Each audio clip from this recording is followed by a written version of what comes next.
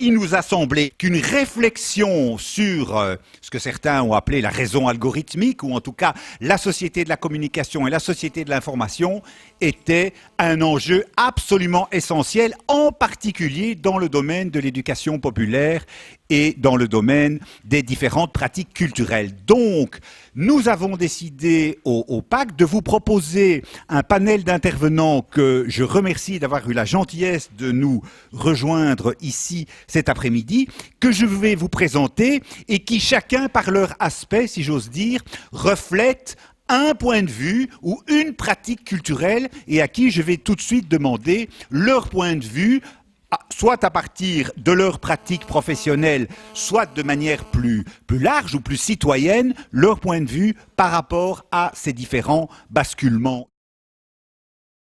Effectivement, il y a des périodes, des moments où on se sent vraiment le besoin de s'arrêter, se poser des questions sur l'évolution du monde, sur la nature de cet environnement où nous avançons, quel est-il, comment y progresser. Face à ces basculements du monde, que pouvons-nous dire ? Le premier élément qui me vient à l'esprit, évidemment, quand je parle des enfants, ce sont les jeunes, effectivement, qui... leur rapport au monde, au basculement du monde et à la cyberaction, voire à la cyberéducation, comme on l'appelle particulièrement en France, existe-t-elle ou pas convenablement dans nos structures et dans nos écoles pour pouvoir accompagner les jeunes par rapport aux transformations qu'ils vivent. Enfin, en fait, quand je vois le public représenté aujourd'hui, grosso modo, les jeunes sont nés dans certaines transformations auxquelles nous-mêmes nous nous adaptons encore aujourd'hui, qui pour eux sont évidentes et presque acquises. Seulement, une série de questions donc se posent par rapport à cet accompagnement, tant à l'esprit critique. On voit bien que naissent des formes d'individualisme assez importants auprès des jeunes. On voit tout simplement un jeune ou un enfant derrière un écran et on se dit mais il est seul face à cet écran. Fait-il partie d'une collectivité? Est-il en communication inter-qui? Inter-monde, inter son voisin, inter son ami, un inconnu. Différentes questions se posent à cet égard et qui, je pense, nécessitent de favoriser non seulement une réflexion, mais aussi le développement d'outils qui permettent d'accompagner ces changements-là. Même si je pense que la jeunesse d'aujourd'hui elle-même apporte beaucoup de réponses et qu'on a tout intérêt à être à l'écoute des réponses qu'ils peuvent eux-mêmes donner aux questions qu'ils se posent eux-mêmes. Et là est l'intérêt aussi de la réflexion à ce niveau-là. Je pense qu'on a un peu de monde aussi dans ce monde par rapport aux jeunes et la cyberactivité. On a le monde de la maison qui est un monde relativement isolé, même si peut-être un peu accompagné. On est seul face à son écran. Et puis on a le monde de l'école qui s'habitue, qui s'adapte et qui est un peu un monde où on essaie de lier l'éducation, l'enseignement et ces enjeux-là. J'ai l'impression que le monde de la maison, dit de la maison ou de la vie privée, est un monde beaucoup plus d'expérimentation au pluriel, et donc visant à favoriser beaucoup plus d'éléments qui demandent soit une attention particulière, voire un contrôle. Parfois, le monde de l'école a plus une vocation à utiliser le monde Internet à vocation pédagogique et éducative, et peut-être que les deux mondes ne se croisent pas toujours en termes de réflexion, d'analyse et d'esprit critique. Donc voilà, ça c'est un élément qui me semble important. Et le deuxième que je voudrais juste mentionner par rapport au basculement du monde, aux modifications que l'on connaît, c'est que l'on voit quand même émerger de manière assez forte une question en tout cas qui est posée, qui peut se transformer en une affirmation qui, selon certains, serait une affirmation d'un changement politique. Pour d'autres, il s'agirait plutôt d'un changement culturel. C'est la question qui est posée. Et si l'action locale changeait le monde?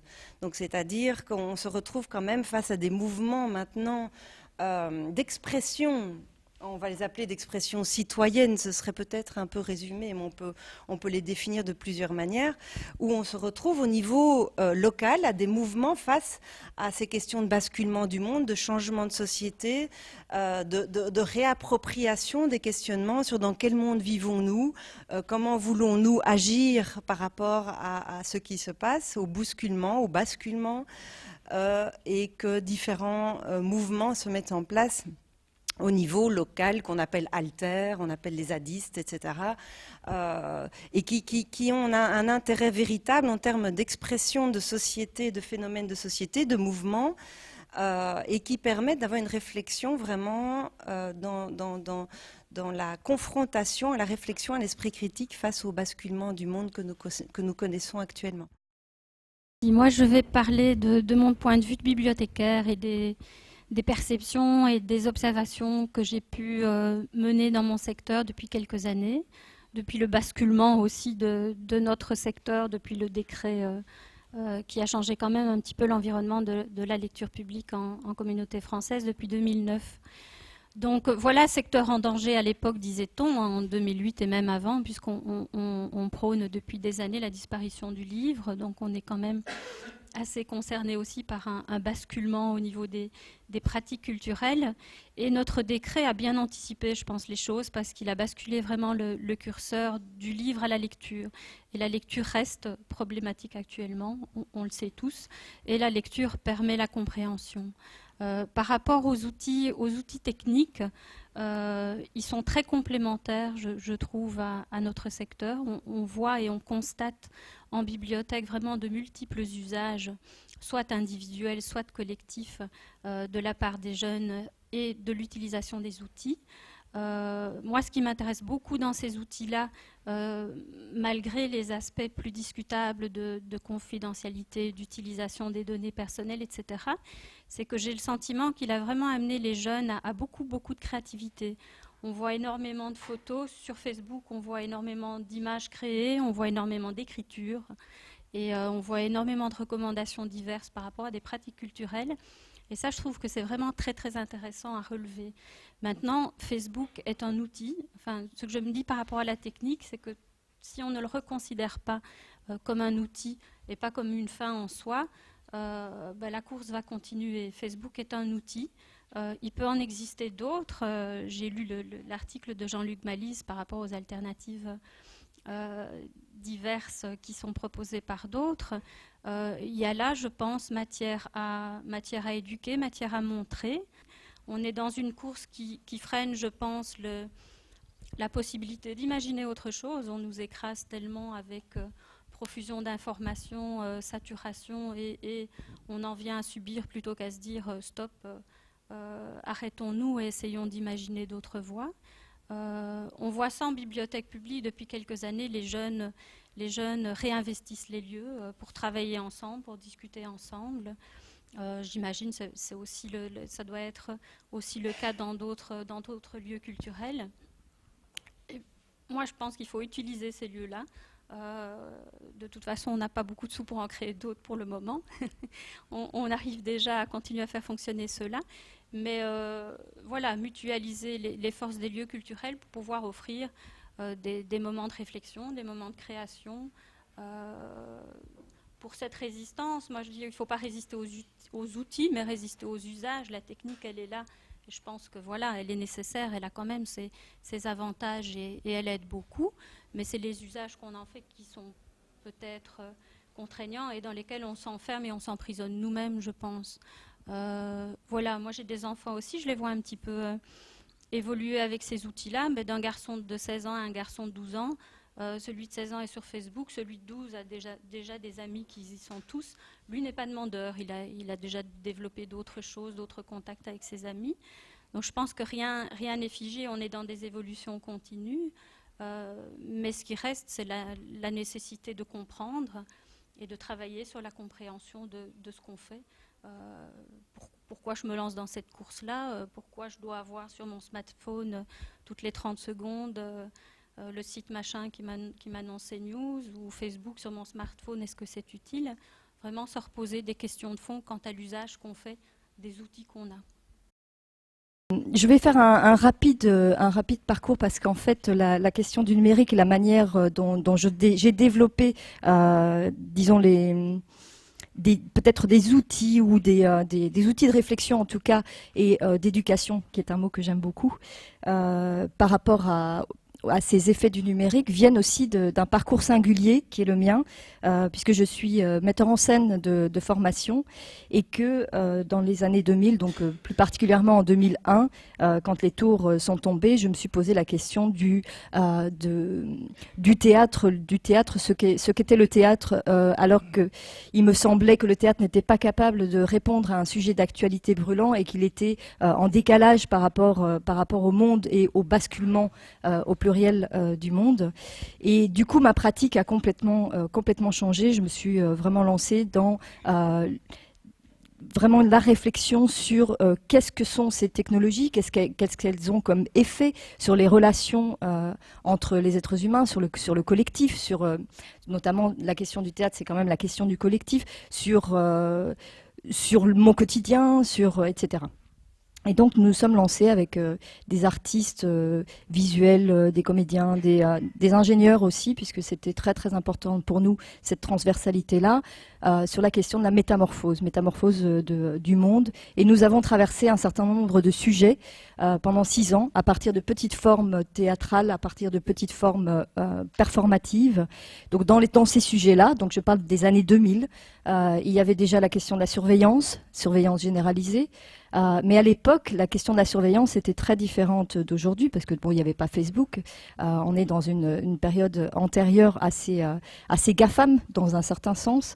Et je me souviens c'est une petite anecdote comme ça, mais qui est tout à fait intéressante. C'était une grosse installation où les gens entraient, ils devaient faire la file, ils devaient donner leur nom, leur prénom, on leur donnait un code barre, il n'y avait pas de code QR à l'époque, et on les traçait tout au long de leur parcours de cette installation.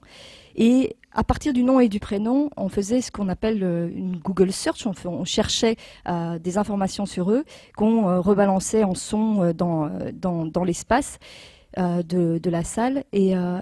Et les gens nous posaient la question de savoir, mais comment est-ce que vous avez eu mon numéro de téléphone?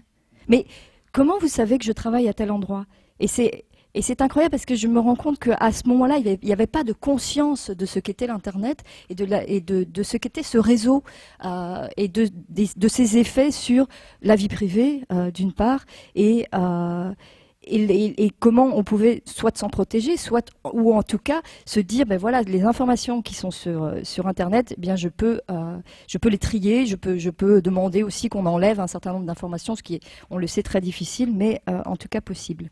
Donc ça, c'est tout ça pour dire que, en tant que collectif artistique, nous avons vu vraiment une évolution au travers des années, et il faut avouer une chose, c'est que ça nous a fait très peur, parce qu'on est allé de plus en plus loin dans les recherches ou les expérimentations, jusqu'à évidemment l'intelligence artificielle, puisque à l'époque nous avons travaillé pas mal avec Frédéric Kaplan, qui était chercheur en intelligence artificielle au laboratoire de recherche fondamentale chez Sony à Paris, et qui travaillait aussi sur la question de la métamorphose, mais alors dans un autre point de vue, qui était celui du robot, donc de cette intelligence artificielle qui peut changer de corps, qui peut se métamorphoser et passer d'un corps à l'autre. Tout ça, c'est encore en 2003.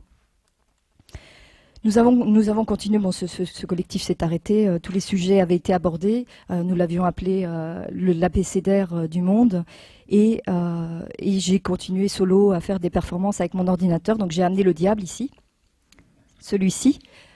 Et donc ça, c'est mon outil, disons, d'expression aujourd'hui.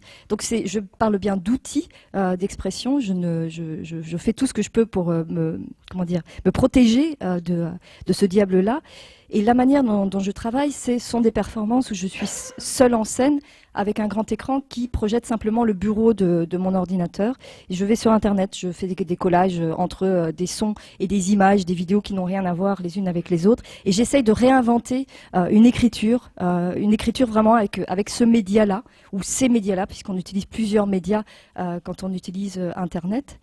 Voilà, pour permettre aux spectateurs, aux gens qui regardent ce type de performance, dans un sens d'avoir un miroir de leurs pratiques sur les réseaux, sur Facebook. Voilà. Je vais terminer en parlant d'un projet que je trouve tout à fait exemplaire et sur lequel je travaille pour le moment, et j'ai vraiment une chance énorme de travailler dessus.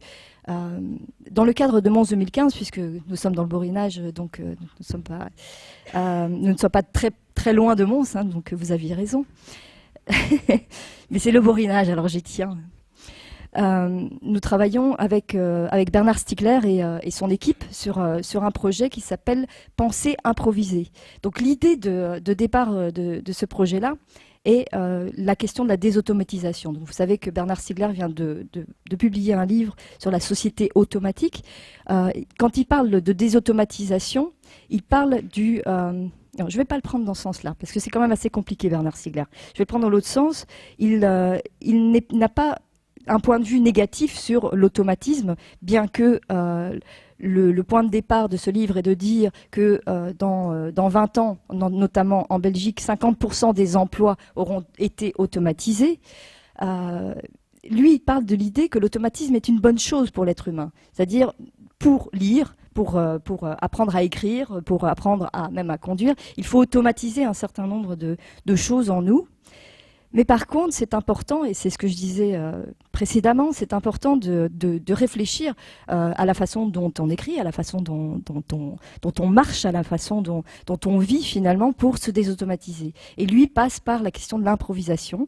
Et donc ici, on est dans un projet qui mêle l'artistique, donc ça c'est quelque chose qui m'intéresse particulièrement, et la philosophie. Et le projet concrètement, c'est des musiciens qui travaille l'improvisation et une pensée critique autour de cette question de l'improvisation.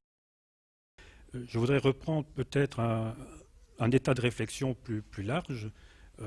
Comment la médiathèque est devenue point culture, c'est, je veux dire, globalement, en se positionnant dans un travail de médiation culturelle. La médiation culturelle étant entendue comme la fonction sociale et politique de l'ensemble du secteur socio-culturel pour organiser au mieux dans la société le partage du sensible.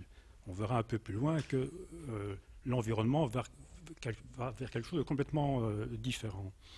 Moi, ce qui me préoccupe, ce n'est pas tellement les connaissances que nous autres, ici, on peut avoir sur le basculement du monde, sur le numérique, sur les nouvelles technologies.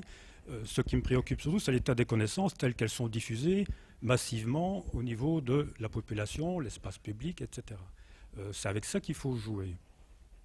La médiation culturelle, c'est agir sur les pratiques culturelles. Or, l'environnement numérique constitue en permanence, via cette neutralité des techniques, que tout le monde joue avec, ou quasiment tout le monde, constitue en permanence une sorte d'état de fait naturel sur ce que sont les pratiques culturelles et ce qu'elles doivent être, et comment y répondre. Tout ce qui est récolte de données, les big data, les immenses bases de données qui sont constituées, récoltent nos informations sur nos pratiques de consommation, nos impulsions à consommer et essentiellement sur ce qui se passe au niveau des pratiques culturelles. Ce qu'on a envie de lire, les recommandations que l'on fait, etc. Ce sont ces immenses bases de données qui constituent des ressources à partir de quoi sont réinjectées dans la vie sous forme de propositions, d'incitations, de recommandations, etc. Des invitations à pratiquer telle ou telle manière ces aspirations culturelles. Donc, ce que je trouve, c'est que quand on doit agir au niveau du secteur culturel pour prendre une décision et un engagement social et politique là-dessus, on manque de clarification, on manque de connaissances et on manque d'outils surtout pour mettre cet état de fait, qui implique beaucoup de non-dits, de non-questionnés, pour mettre cet état de fait sur la place publique en interrogation et en débat. Je crois que par rapport à ce qu'il faudrait faire ou ce que sont les pratiques culturelles, ça a un impact aussi sur le travail des sciences sociales, de la sociologie, sur les pratiques culturelles précisément. Le dernier numéro de la revue Socio qui s'appelle « Le tournant numérique et après » dresse un peu cet état de fait qui fait que ça devient difficile d'étudier vraiment les choses du fait de cet environnement qui, de manière naturelle, comme un flux quotidien, définit ce que sont les pratiques culturelles, comment y répondre, etc. On n'est pas du tout dans un partage du sensible, on est dans l'élimination du sensible. C'est l'éviction du sensible. le sensible, c'est quelque chose qui n'est pas calculable, qui n'est pas mesurable. Or, on est, via ce système d'information, dans un modèle culturel computationnel, c'est-à-dire qui est basé sur un langage informatique, mathématique, des suites de chiffres, etc. Les algorithmes, c'est une mise en chiffres.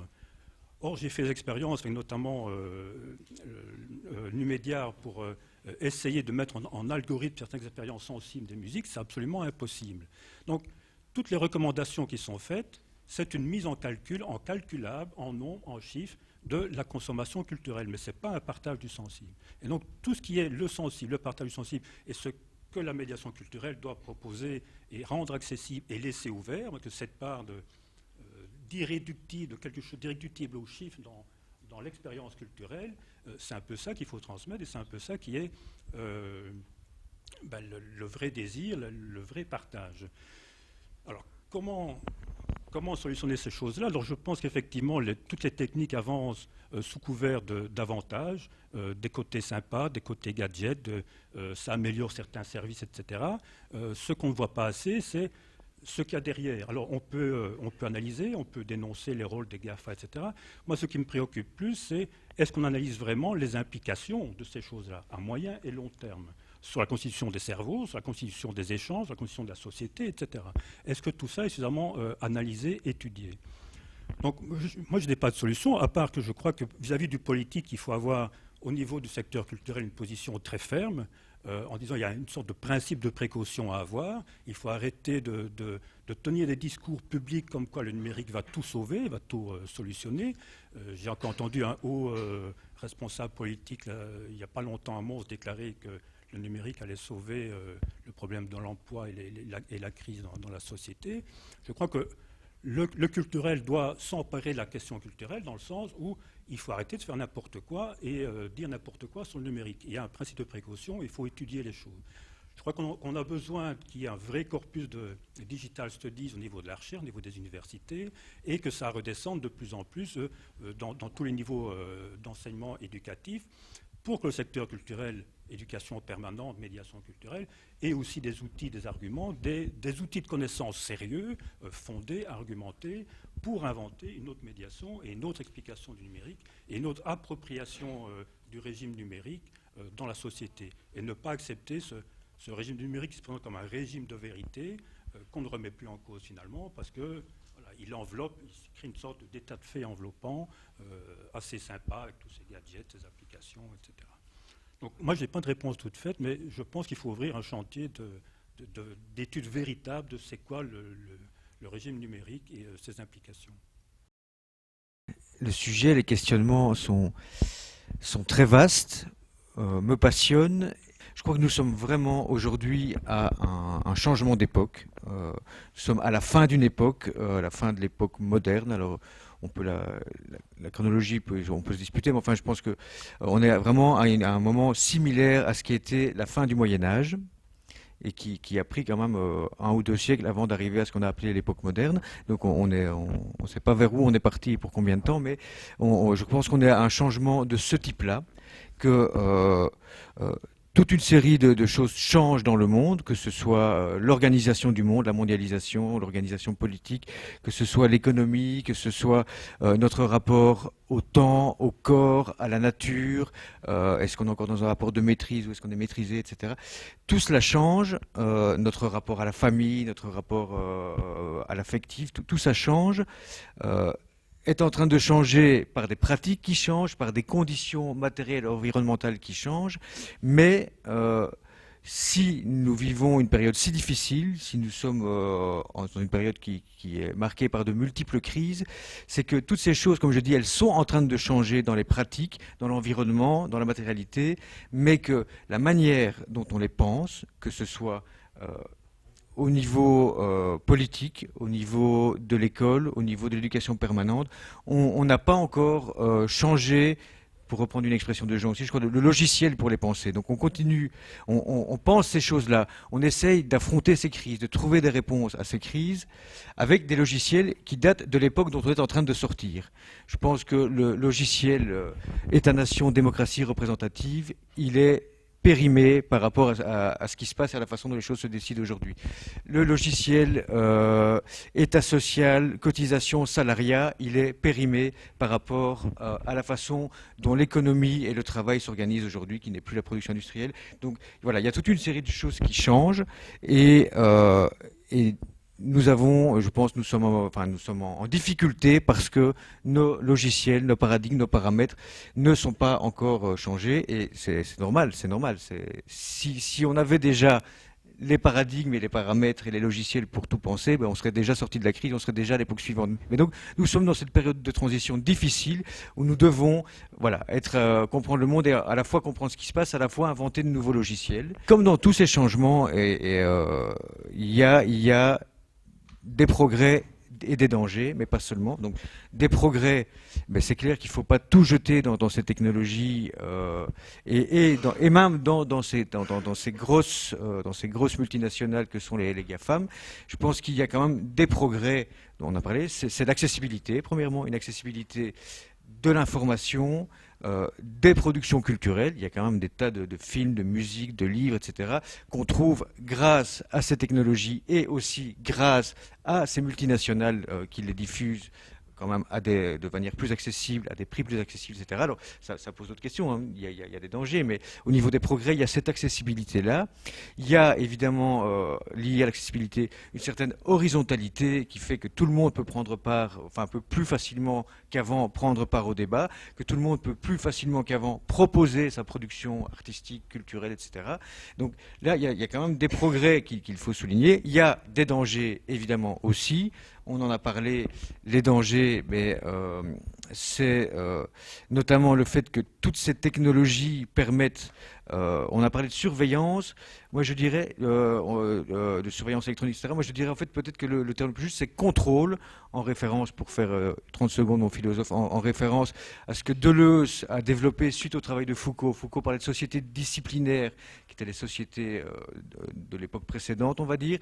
Les sociétés de contrôle, ce sont des technologies qui surveillent effectivement, mais qui ne sont pas que dans un but répressif de surveillance, etc. Et je crois que cette technologie, cette surveillance numérique, utilisée aussi bien par la police que par Amazon et par Google, etc., ce sont des technologies qui permettent en fait de contrôler de manière différentielle. Il y a certaines personnes qu'on contrôle pour les empêcher de faire ce qu'on ne veut pas qu'elles fassent, les migrants qu'on empêche de passer les frontières, les supposés terroristes qu'on empêche de mener leurs actions terroristes, les hooligans qu'on contrôle pour éviter qu'ils refassent le coup du Ezel il y a 30 ans, etc. Donc il y a des personnes qu'on empêche, il y en a d'autres, et c'est la majorité d'entre nous, je ne dis pas que c'est la majorité de la population mondiale, mais c'est la majorité d'entre nous, qu'on n'empêche pas, au contraire qu'on incite. Et donc chaque fois que vous allez sur Google, chaque fois que vous commandez quelque chose sur Amazon, chaque fois que vous allez sur Facebook, on utilise on utilise toutes vos données.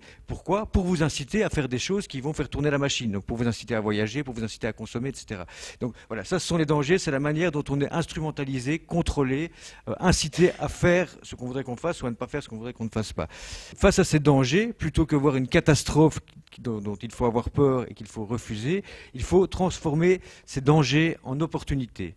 Dire, ben voilà, il y a quelque chose de nouveau, ça ne sert à rien de le refuser, en avoir peur, ça ne va pas nous faire avancer, il faut les transformer en opportunités de créer des choses nouvelles, de créer éventuellement de mener des luttes contre eux, mais vraiment voir ces dangers comme la nécessité de réagir et de passer à autre chose, d'inventer d'autres choses qui en tiennent compte. Et puis il y a aussi, il y a aussi tout ce qui échappe, parce qu'il y a encore quand même plein de choses qui se font en dehors de cette sphère numérique ou algorithmique.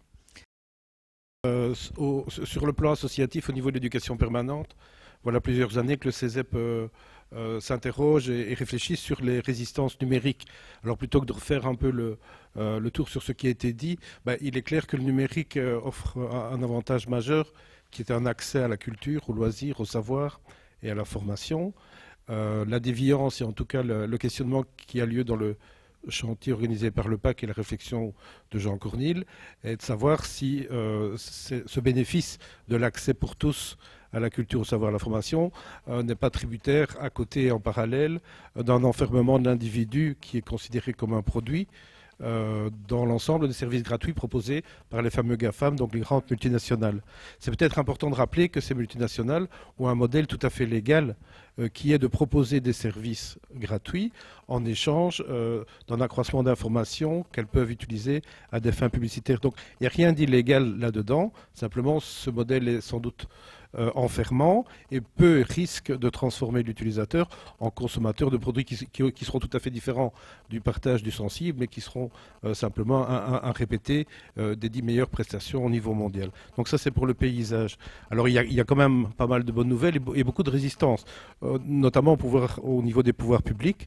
Donc vous avez vraisemblablement vu les soucis que Facebook a avec la Commission de la vie privée belge, qui a commandé un rapport donc, à la KUL et qui a fait un peu état. Donc ce rapport était commandé à la KUL dans le cadre de réunions régulières de l'ensemble des commissions de vie privée européennes dans un groupe de travail qu'on appelle le groupe 27 et qui fait état du non-respect de la loi européenne ou de la réglementation européenne au niveau des données privées par Facebook.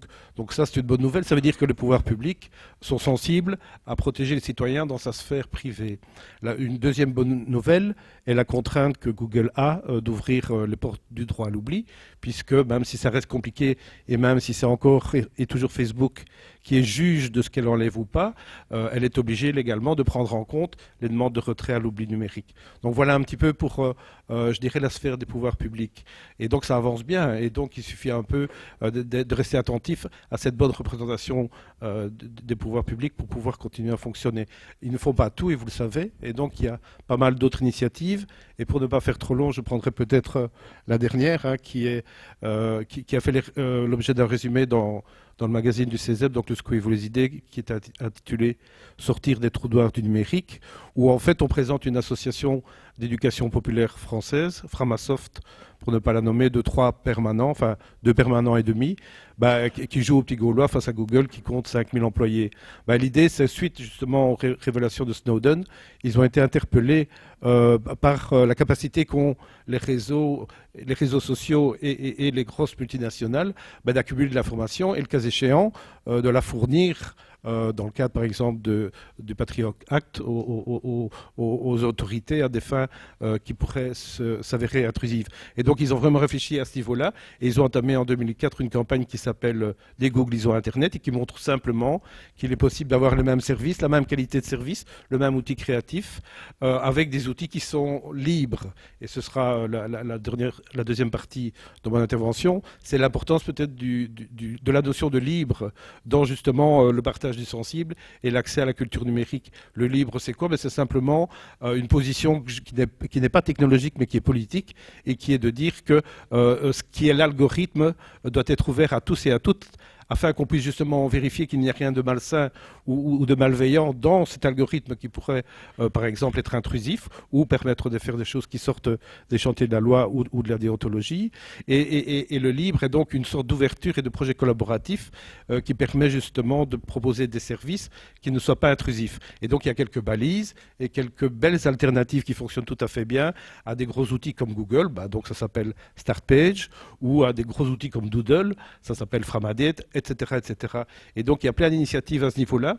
Et la dernière, peut-être pour réatterrir sur la Belgique, est l'organisation au Mundo B d'une journée qui s'est appelée Associa Libre et qui a la volonté, justement, comme vous le disiez, de réunir les différents acteurs, non pas seulement les acteurs du secteur associatif et d'éducation permanente, mais les acteurs de la culture, les acteurs du monde des hackers, pour donner un peu plus de relais et de force à ces mouvements collectifs qui veulent émancipés par le numérique et par la technologie, non pas enfermés dans ce qu'on résume par les GAFAM. D'abord, dire que je suis tout à fait d'accord qu'on est dans une transition profonde, basculement. Beaucoup d'arguments pour cela, mais ça implique 2 choses. C'est que la continuité du passé est très invraisemblable et qu'on ne sait pas comment la transition va atterrir, comment ça va se stabiliser. Donc on devra se donner rendez-vous à la fin du siècle pour savoir comment ça s'est arrangé, mais donc, puisque je ne serai pas des vôtres, à ce moment-là, la seule chose que je sais faire, c'est de partager mon propre logiciel, actuellement, pour survivre dans l'État. Moi je pense que, pour moi, le moteur de base, c'est la mondialisation. Mondialisation, ça change nos rapports à l'échelle surtout, échelle, distance, espace. Et donc il y a un grand changement depuis, disons, le siècle passé par rapport à la carte mentale à reconstruire. Je pense que la reproduction sociale et donc culturelle aussi, le software qu'on nous donne a le mauvais format pour produire les cartes mentales nécessaires pour au moins rentrer dans la transition. Deuxième élément, je pense que la mondialisation est urbanisation. Au début du XXe siècle, 10% de la population mondiale vivait en ville. Actuellement, plus de la moitié, et dans les continents les plus développés, c'est 75-80%. C'est un changement de 220 millions d'êtres humains jusqu'à 5 milliards. Je pense que là aussi, foncièrement, nous restons des suburbains, surtout en Belgique, où nos élites, ceux qui pensent, sont des anti-urbains. En Belgique, c'est presque le seul pays en Europe où les centres-villes sont occupés par les pauvres et où les plus nantis occupent la périphérie et se considèrent usagers de la ville. Quand on regarde Paris, la place Vendôme n'est pas occupée par les pauvres et la banlieue est en dehors du périphérique.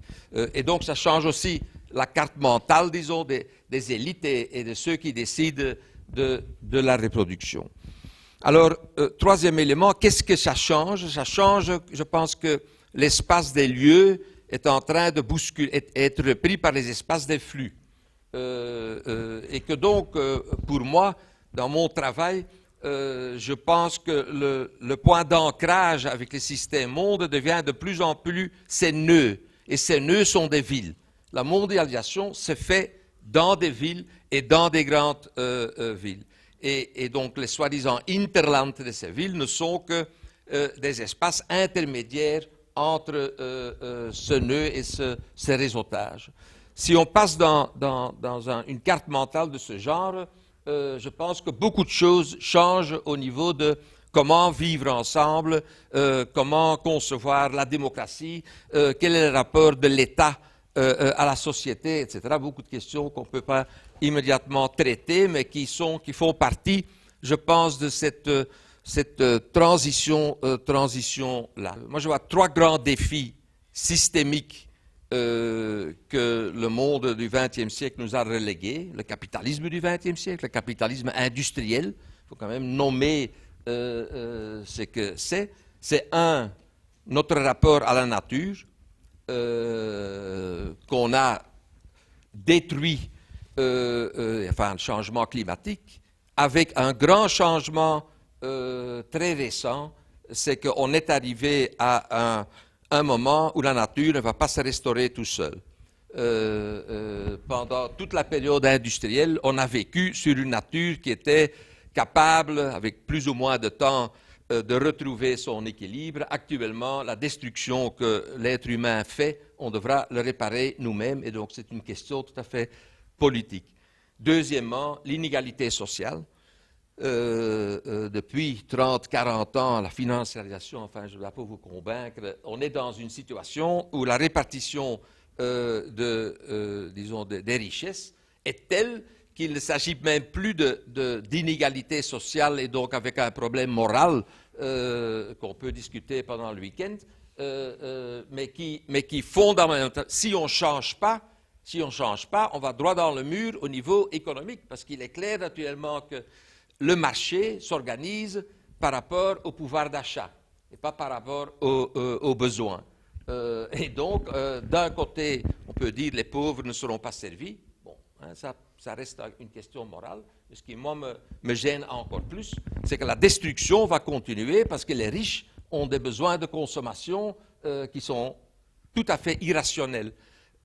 Troisième élément systémique qui se fait partout, selon moi, c'est cet apprentissage, ce problème avec la diversité qu'on ne résout pas, et donc toute la question avec le fondamentalisme, avec l'exclusion, avec la lutte actuellement, mais l'alternative n'est pas là non plus, parce qu'on n'a pas cette transition, disons, d'une vision de société qui sait intégrer la différence. Et donc, en réalité, l'exclusion de l'autre dans les pays occidentaux est répondue par l'exclusion de l'Occident ailleurs. Enfin, si nous, on reste raciste comme on est fondamentalement, il est clair que IS ne va pas disparaître comme ça.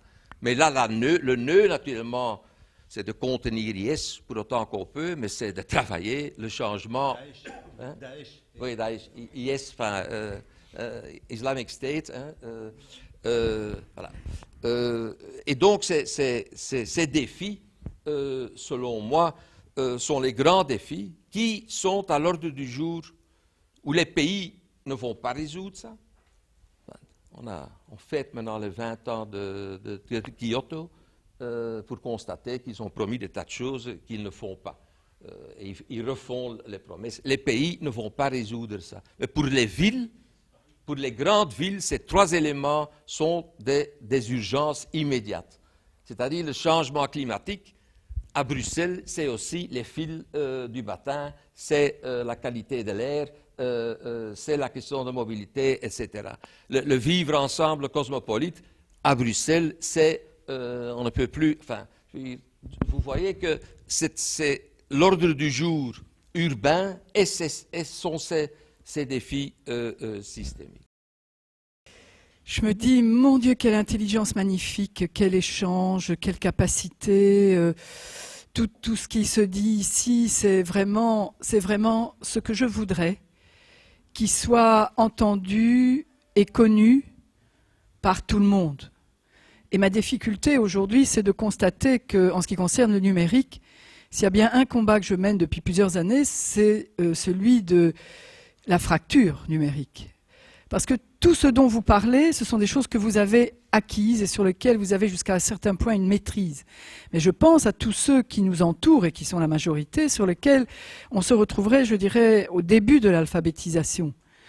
Premier combat, ça a été de faire en sorte qu'ils puissent avoir l'accès.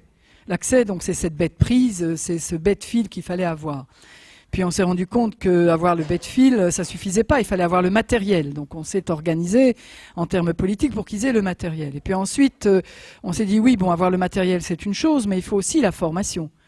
Et puis à ce moment-là, on s'est rendu compte qu'on avait ouvert la boîte de Pandore parce que quand on commence à faire toutes les statistiques et qu'on se rend compte de l'usage qui en est fait, on peut être un peu à la fois ravi et désolé. Et en même temps, on se constate aujourd'hui que nous devons arriver avec le numérique, et c'est mon combat actuel avec d'autres, à faire en sorte que ça devienne un droit universel. Pourquoi ? Parce qu'aujourd'hui, si vous vous retrouvez dans une situation particulière d'expulsion ou d'endettement, au même titre qu'on va venir saisir un certain nombre de choses chez vous, la première chose qui va être faite, c'est de considérer que l'Internet et que votre usage du numérique, vos tablettes, vos ordinateurs, tout cela, sont du luxe et du superflu et qu'il faut les arrêter. Or, vous savez bien comme moi qu'aujourd'hui, quelqu'un qui ne peut pas avoir accès à ce type d'information ou à ce type de dispositif se trouve à la fois coupé d'un dispositif administratif, d'un dispositif de recherche d'emploi, d'un dispositif de facturation, d'un dispositif de téléphonie, d'interpellation du monde, et je dirais peut-être aussi simplement de communication et d'information. Et puis il y a tout ce que nous disons ici. Tout ce que nous disons ici pour constater que si nous avançons sur ces démarches, il se fait que dans le cocon dans lequel nous construisons au fur et à mesure les citoyens de demain, il y a bien sûr le cocon de la famille, mais il y a aussi le cocon de l'école. Et dans ce cocon-là, eh bien, aujourd'hui, je vous mets au défi d'aller visiter un certain nombre d'écoles, mais prenez-en 100, prenez-en 5 ou 6, et vous allez trouver, vous savez, de ces espèces d'ordinateurs qui deviennent vraiment des pièces d'antiquité, qui doivent être dans une pièce ou l'autre, avec des fils, on ne sait pas trop à quoi ils servent, et vous posez la question de savoir, mais qu'est-ce que c'est ? On va vous dire, mais c'est des ordinateurs. Ah oui, vous avez reçu des ordinateurs ? Oui, il y a longtemps. Et alors, entre le moment où on les a reçus, le moment où il a fallu obtenir l'argent pour en quelque sorte sécuriser le local, le moment où il a fallu trouver le prof, l'ordinateur était complètement obsolète et ne servait plus à rien. Donc ça, c'est la réalité d'aujourd'hui. Pour avoir posé bêtement la question il n'y a pas très longtemps, j'ai simplement dit on va continuer ce jeu pendant longtemps. J'ai fait partie de ceux qui avaient demandé qu'il y ait des équipements dans toutes les écoles. Il a fallu 3 ans Parce que ce qui était important, c'était non pas qu'on installe les ordinateurs très vite et surtout que l'on donne l'usage aux jeunes, il fallait surtout sécuriser les locaux pour qu'on ne les vole pas. C'était la première priorité. Pour sécuriser des locaux, il fallait de l'argent. Pour avoir de l'argent, il fallait renégocier. Pour renégocier, il ne fallait pas que les gouvernements tombent. Pour que les gouvernements ne tombent pas, il fallait aussi en plus avoir les budgets. Puis après, il fallait trouver les marchés publics. Un grand mot, les marchés publics. Et puis après, pouvoir les attribuer et puis ensuite le faire. Puis l'ordinateur ne servait plus à rien parce que le gamin qui avait cet ordinateur devant lui vous regardait d'un air pathétique en vous disant « je dois travailler avec ça ?» Ah oui, au fait. Et le logiciel ? Et le logiciel, quel logiciel je prends? Celui du grand capital? Ou bien est-ce que ce sera le logiciel libre qui normalement me permet ma créativité? Et celui qui était devant et qui devait vous le transmettre à ce moment-là, regardez en disant, tu parles de quoi? Linux? C'est quoi ça? Voilà. Donc, voilà la difficulté, moi je trouve, dans laquelle on est par rapport au numérique. Nous sommes dans une phase énorme où nous parlons de cette capacité extraordinaire que je peux avoir d'être connecté avec mes amis au Burundi ou bien avec les femmes tunisiennes avec lesquelles j'étais il y a 2 jours, avec le fait que je sais pratiquement tout ce qui peut s'écrire sur le traité transatlantique, ce qui me permet d'alimenter à la fois toute ma réflexion, et de me dire, je dois obtenir demain, dans un cadre légal, le fait qu'il soit interdit de couper ce contact et de saisir cet ordinateur, au même titre que nous avons obtenu que lorsqu'il y a expulsion, on laisse au moins un lit, une table et 4 chaises. Donc en fait véritablement un droit universel. C'est quand même un paradoxe. Alors on dit éducation populaire, eh bien les 2 mots sont là. Éducation à une maîtrise, à un contrôle, en sachant que quelque part, si je n'ai plus ça, on m'ampute d'une part de ma citoyenneté et de ma capacité à exister tout simplement dans le champ humain, pour mes factures de téléphone, pour mes factures d'Internet, pour vérifier est-ce que je peux comparer les différents loyers qu'on me propose, et populaire parce que je suis une personne de la citoyenneté, du peuple, et que je trouve absolument extraordinaire de pouvoir visiter le Louvre assise dans mon fauteuil, et peut-être que ça me donnera l'envie demain de pouvoir y aller avec d'autres et de le voir en réel. Voilà. Merci.